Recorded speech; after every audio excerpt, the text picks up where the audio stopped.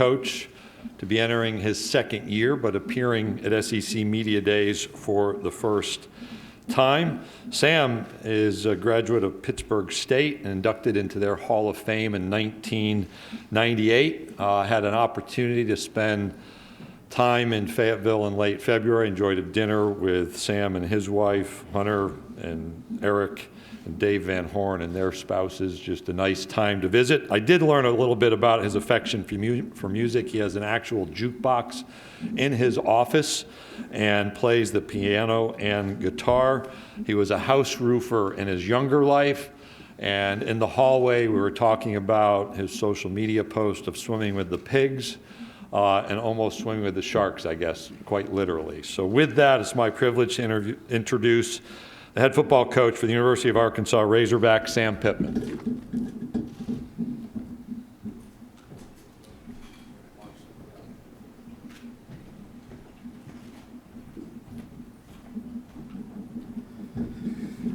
Good morning, everybody.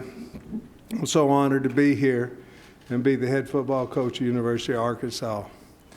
I want to thank Greg Sankey for all he did. I know a lot of coaches have, and every one of us, I guarantee, it wasn't because somebody started it. It's because they felt it and they meant it.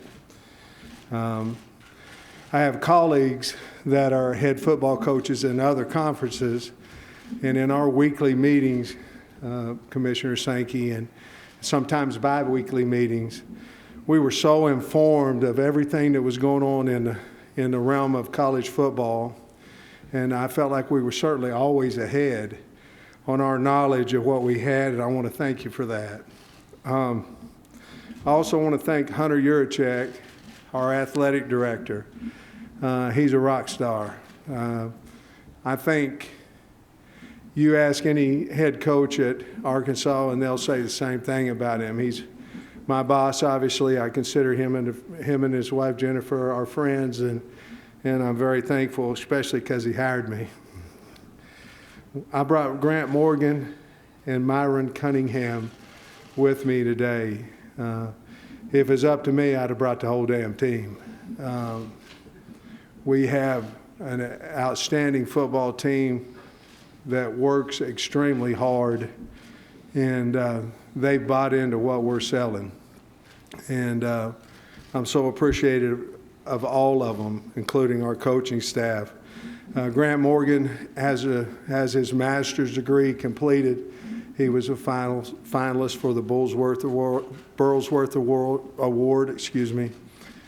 He also was first team All-SEC player, and he'll be one of our 11 super seniors coming back. I'm excited for you guys to talk to him because he's really, really a great young man. Myron Cunningham is also a super senior that we have, our left tackle. Turned down several hundreds of thousands of dollars, in my opinion. We have a process, and looked like he was going to go high in the middle rounds of the NFL draft last year. He elected to come back. It tells you something about our coaching staff, not myself, about our assistant coaching staff. 11 super seniors, 12 what I'm going to call regular seniors coming back, which would be a total of 23. I'm proud of our coaching staff. I think a lot of those guys coming back, as I've said before, is because of our coaching staff. When I hired our coaches, it was about communication, about the most powerful thing coming from your body is your mouth. And we wanted people who understood how to teach. We wanted people who understood how to talk to kids when they had times of need. When at times, if you communicate with somebody on a regular basis, it's not so hard to say something that might come off as something they don't want to hear. If you wait a while, it's very difficult to have that conversation. You know, I learned a lot of things as a head coach and continuing to learn. One of them was as soon as your bowl game's over, or what was supposed to be our bowl game last year, people start coming after your coaches if they're any good.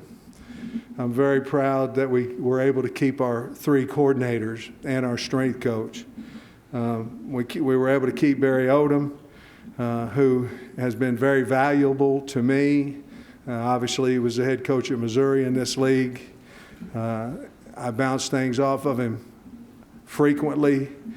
He and I, believe it or not, he and I walk quite a bit. Now, he looks like he does, and I look like I'm on his back, but I'm really walking. But we go out there and we walk and we talk and we discuss the team. It's a great 45 minutes so I can learn a little bit more about being a head coach. I love Kendall Browse. He's our offensive coordinator. I like his swagger. I like his confidence. I like his offense. There's so many decisions that you have to make as a quarterback, and you have to make them fast, and he's a great teacher of that, and I'm awful happy we were able to keep him. Scott Fountain came over with me from Georgia. He's actually my neighbor there, and by golly, he's my neighbor over there in Fayetteville now. But he elected to come with us from Georgia. I tell you about him, he's loyal, he's a good recruiter, he's a hard worker. Our special teams will get better. I think last year, especially through the COVID and not knowing exactly who you have each and every week, and sometimes you lose a few players on Friday, Scott did an outstanding job. And then the last coach I want to talk about is Jamil Walker, certainly / Ed Ellis, but those two guys have done a great job with us. You know, the weight room's for a lot of reasons. The biggest reason I know is for confidence. You're building strength, you're building weight, you're building, getting them in shape, but you're also building that confidence, and that's something I felt like the University of Arkansas football team needed. On our football schedule, we are the defending national champions of the hardest football schedule in college. I've looked towards next year, and I think we're going to three-peat in that area next year. However, we're the University of Arkansas in the Southwest Conference West, exactly where we belong, and we're excited about those challenges. We're going to renew some old Southwest Conference rivalries the first 2 weeks of the season at Donald W. Reynolds Stadium. In Rice is very, very physical. Beat Marshall. I believe they were the first team to beat Marshall when Marshall was 7-0, ranked in the top 20 in the country. Very well coached team. We're excited to renew that rivalry in our stadium. The second week we play the University of Texas, and I'm not for sure if anybody's called a much better game than Coach Sarkisian did in the national championship game when he was offensive coordinator at Alabama. So we have high respect for both of those teams. Obviously, the older folks in the state of Arkansas are revved up about the Texas game. I read something where at one point during that rivalry, if you had Arkansas tags and you crossed into the Texas border on a away game, that you were not going to be sold any gas until you got back into Arkansas. Now, whether that's true or not, I don't know. But if it is true, now that's a rivalry. Crossover game this year is with Georgia. I was going to ask Commissioner Sankey if Georgia's moved over to the SEC West because we played them 2 years in a row. But with Georgia, we're excited to go back there. Jamie and I have such outstanding friends there, certainly on the coaching staff. And the reason I mentioned Georgia's, one, it's our crossover game, but the other is because of the indebtedness that I feel towards Kirby Smart. You know, Kirby was very good to me. I wouldn't be the head coach at University of Arkansas without him. And we're looking forward to going back there and seeing our friends and certainly trying to compete against one of the best football teams in America. I'm proud of our state. I'm proud of our university, and especially our players. For y'all who don't know much about Arkansas, it's a proud damn state. It's a beautiful state, hard-working, loyal, honest people. Our university is graduating their students. 100% of our football team that were seniors that exhausted their eligibility graduated. 100% of all student athletes in every sport last year who exhausted their senior eligibility graduated from the University of Arkansas. 8 of our, what I'm going to call regular seniors, have already graduated before the season begins. We have the best city in the SEC, voted by U.S. News and World Report for the 6 years for the 6th year in a row. 19 returning starters, 9 on offense. On offense, we will return the entire offensive line, tight ends, running back position. Majority of our wideouts, and certainly we lost our quarterback, Felipe Franks, to free agency to the Atlanta Falcons. On defense, we have 10 returning starters. The one that is not returning is John Marshall, who was a 6th-round draft pick of the New York Jets. We have our entire secondary coming back, our entire linebacker group, and all but John Marshall coming back on the D-line. Along with, we did enhance our football team, we believe, with some transfer portal kids there. Our players are currently vaccinated at 89%. Our building is a little over 92% COVID vaccinated. Terry Prentice, we hired to build our flagship program, an NIL. We are the first athletic department in the nation to hire a senior level administrator to specifically oversee student athlete brand development. We feel he and his staff will be a great advantage for us. Lastly, I want to tell you we love this football team. They believe in being blue collar, hard working, tough, physical group of men. We'll be better. I don't know what that means in wins and losses, but excited to get started and get back into Don W. Reynolds Stadium full of fans calling the Hogs. I'll take your questions. Thank you, Coach Pittman. If you have a question, raise your hand. We'll get Victoria, Lawrence, or Fuller to you. We'll start down here front, Coach, on the second row with Tom. Hey, Sam. Tom Murphy, Arkansas Democrat Gazette. So you got all these super seniors and regular seniors. I think 23 was the number. 23. Does that equate to a big jump? What has to happen to make a jump in this league? I wish I knew that. We'd jump all over the place. Here's what I do know, that it'll be hard work. The weight room, the process of the program, the belief in the program. I mean, you can't beat anybody if you don't start out thinking you're going or believing you're going to. I think that has changed over the last year. But I think it's just building on what we have done and getting better and getting a few additions to help our football team. But we've got enough players on our team to have a good football team as long as we buy in and we work hard and we execute. Coach, we'll go to the center section along the right aisle. Trey. Coach, Trey Biddy, hogsports.com, 24/7 Sports. You mentioned that you have so many starters returning, but you also had mentioned that you expect some battles and some competition with me earlier, particularly at offensive line at the guard spots, Ty Clary, Bo Limmer, Luke Jones, Brady Latham. How do you see those battles shaping up, and where else could we see some real competition with returning starters? I think, Trey, there's going to be battle all the way up to first game at the guard position. Bo right now is currently behind Ty Clary, and on the other side, Brady Latham is behind Luke Jones. That's an on-paper depth chart. I mean, to me, they're both 1A, whatever it may be. But that competition will make you better, obviously.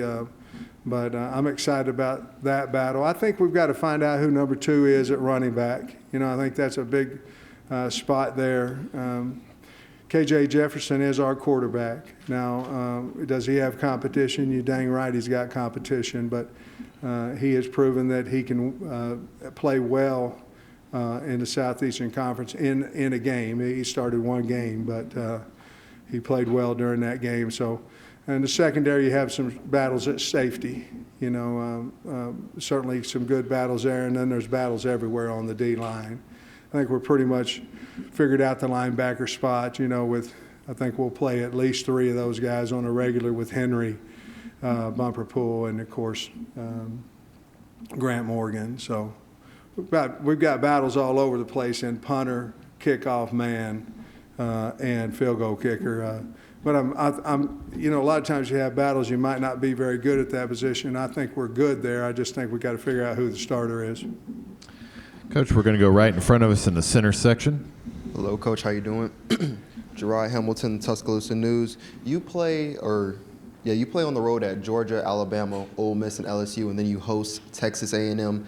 Can you kind of tell us about tell us the importance of this year's offseason with that brutal schedule coming up this year? Well, it's good to see you too, buddy. Well, you just got to take them 1 week at a time. We have 8 in a row, 8 games in a row. Very conscious about that. Then we have a bye, and then, of course, we finish with the Final Four. But for us to have a successful season, we're going to have to stay healthy. Our depth is much better than it was a year ago, but it's certainly not where we want it to be. But we've got to be very conscious of that 8-game stretch. And, of course, you're right. We have 3 games right there in a row where we're on the road. And certainly we will tweak possibly what we do at practice depending on who we have available and certainly the vibe, the feel of our football team physically. Coach, we're going to stay in the center section just a row back. Sam, Wilson Moore, Columbia, Missourian. You talked about Barry Odom earlier, but I was just wondering, what did he bring to the defense? What did he provide his first year as coordinator? There's a lot of confidence. Our players believe in him. Whatever comes out of his mouth, that's what he's going to do, and that's what he's planning on doing as well. We weren't as multiple on defense last year, and I'll be honest with you, we didn't have enough defensive linemen, to be honest with you, to put on the field at one time. We feel like we've solved that problem where we can go back. Barry's an 0-4-3 guy, along with a little bit of odd front and things of that nature, a little bit of under front. We weren't able to do much of that, and therefore we didn't get anybody in second and long. I think the biggest thing that we're trying to emphasize this year is that we can put people in 2nd and 8, 2nd and 12, 2nd and whatever it may be instead of 2nd and 4 and 5. And we didn't do a very good job of that last year, and part of it was schematics, part of it was we didn't take as many chances on first down. I think we'll do more than that. But to answer your question specifically about Barry, our kids believe in him, and so do I. Coach, we'll go in the center section alongside the right aisle. Connor O'Gara, Saturday Down South. Sam, you spent part of your life in the Big 12 region of the country. I'm curious what your reaction was to hearing the report yesterday about Texas and Oklahoma reportedly reaching out to the SEC about joining the league. Yeah, I'll be honest with you. I really haven't thought about that much. I'm so nervous about the schedule we have coming up and all that. I haven't paid much attention about it. But I will say this. I know we're going to play Texas this year. We play them September 11th, and we're very excited for that, and I apologize. I really haven't thought about it much. Okay, we'll go back over here on our left-hand side alongside the aisle. Coach, Drew DeArmond, WZZN Radio, Huntsville, Alabama. First, I wanted to ask you about Treylon Burks and how you've seen him grow as a player. He's obviously, I think, one of the most dangerous offensive players in the SEC. And then a second part, I know you're one of the best recruiters in the country. How do you approach the transfer portal, and do you save scholarships on the back end of a class maybe to fill needs for your team each year? Man, oh, man, those are 2 really good questions. Treylon Burks is what he needed to do to become a standout, an unbelievable player is get in better shape. And we talked to him about that. Just going out there hunting them hogs wasn't really getting him in the greatest shape in the world. So he had to do more than just that. He has done that. He's lost some weight. He looks good. He's more confident, things of that nature. He's got 5X hands. I mean, he's just a tremendous person, a South Arkansas, Warren, Arkansas kid. The second part of your question was? Transfer portal? Transfer, thank you. I made 18 on my ACT, so I'm not bragging, but I kind of am. But the transfer portal, I think the transfer portal just kind of happens. In other words, I don't have a set, we're low on scholarships right now. And so at this point, we're going to get this guy, or we're just not going to take anybody else and hold them for the transfer portal. You know what I mean? I know the transfer portal is going to be there. You know, it's a shame. There's a lot of kids in the transfer portal who don't have a scholarship. You know, it's a shame. And part of it, you know, once you go to the transfer portal at the University of Arkansas, you sure ain't transferring back in, you know. I'm pretty sure if I asked Jamie if I go transfer for a week and figure it out, and then would she let me come back, the probably answer would be no. And so that's how we feel about it at our place too. And unfortunately, the kids are getting, you know, not doing their homework because they're not basically not unable to. But to answer your question, we probably will hold 2 or 3 a year, probably not many more than that. Coach, we'll go over to the right side on the near aisle, about 3/4 of the way back. Hey, Coach. Anthony Dasher, UJSports.com. I know you've spoken often about your fondness for your time at Georgia. I know you may have answered this question before, but just what you, I guess, learned the most working for Coach Smart, this program, and what parts have you tried to apply to what you're doing in Arkansas? A lot of it's about the system, you know, certainly the practice plans, the practice schedule, whom I'm not speaking for Coach Smart, whom I'm sure he took a lot of that from when he left Alabama with Nick Saban. And I love the practice schedule like that. The relentless pursuit of athletes is what Kirby Smart does. It's 4.5 inch every day at the University of Georgia, and therefore that's why he's done such a nice job of coaching and such a nice job of recruiting. But I learned the importance of, we're in the SEC, it's different. It just means more. And if it's going to mean more, you better get players. And he taught me that as well. I've always had a knack for recruiting, but it certainly, what's the word, wrenched up working there at the University of Georgia. And by the way, the folks there in the state of Georgia were outstanding to Jamie and I. Coach, we'll go back down here front to Tom. Yeah, hey, Tom Murphy again, Arkansas Democrat-Gazette. You've got a lot of defensive backs and had some six DB looks in spring.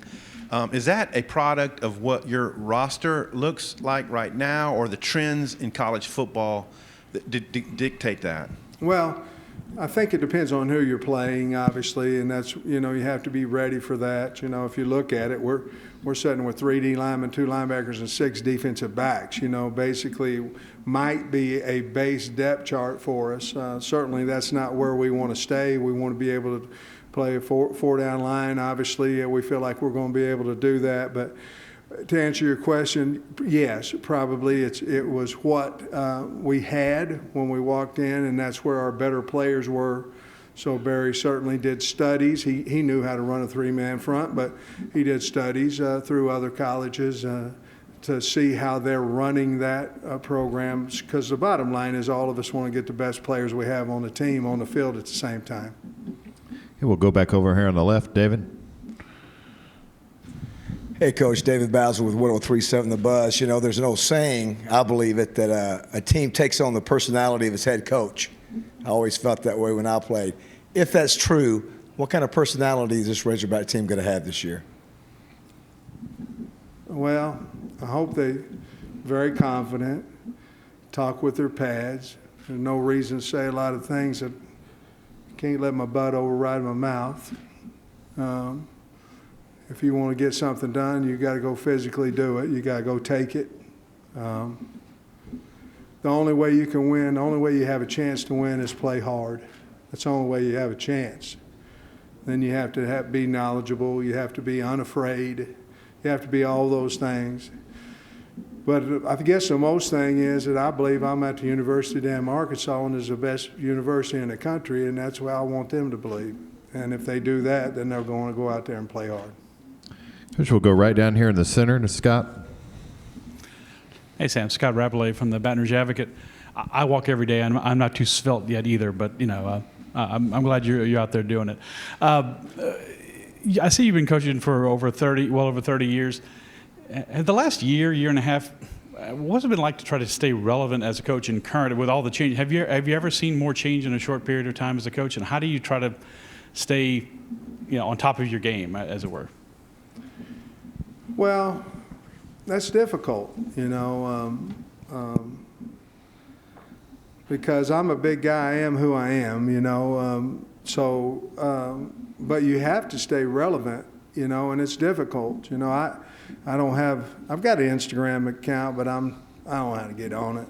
You know, Twitter, I'm pretty good at Twitter. I don't tweet much, but I'm pretty good at reading, you know, and so our assistant coaches, our young guys, they kind of teach me some of that stuff, you know, a little bit more. And but to stay relevant, it's, you know, really just trying to find out from the kids what's important, and then if it's important to them, then it's damn sure important to me, and then that's when I learn the best. Coach, we're going to go in the center section, about midway back. Corey Diaz with the Greenville News in South Carolina. Sam, going back to your time under Kirby at Georgia, Shane Beamer also spent some time with you there as well. How confident are you in his ability to lead the South Carolina football team back to a position of prominence in the SEC East Division? And then two, have you spoken with him at all, and have you lent to him any advice as he enters his first year as the head coach? Well, let's answer the first one. He's going to do a great job at South Carolina. He's prepared. He was ready for that job. He's going to do a great job. He's going to do a fine job over there.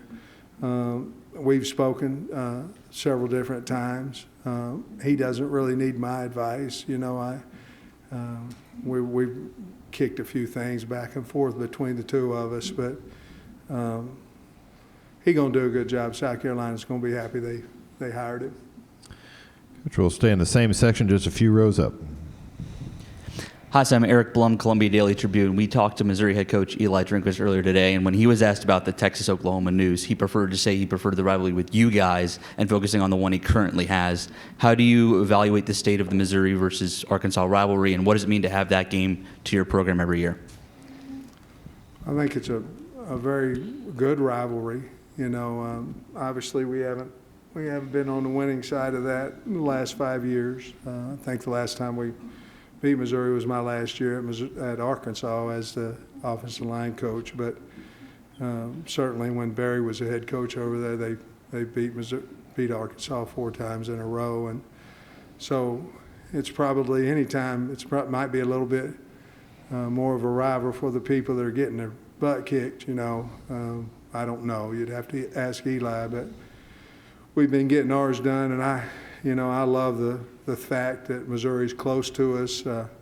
Eli and I are good friends, but at the same time, we're very competitive as well. And I'm glad we look at it at Arkansas as Missouri as our number one rival.